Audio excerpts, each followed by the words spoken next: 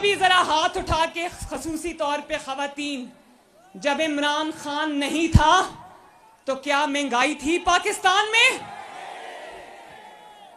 जब इमरान खान नहीं था और नवाज शरीफ था तो 4 साल रोटी 2 रुपए से 5 रुपए तक बिकती थी।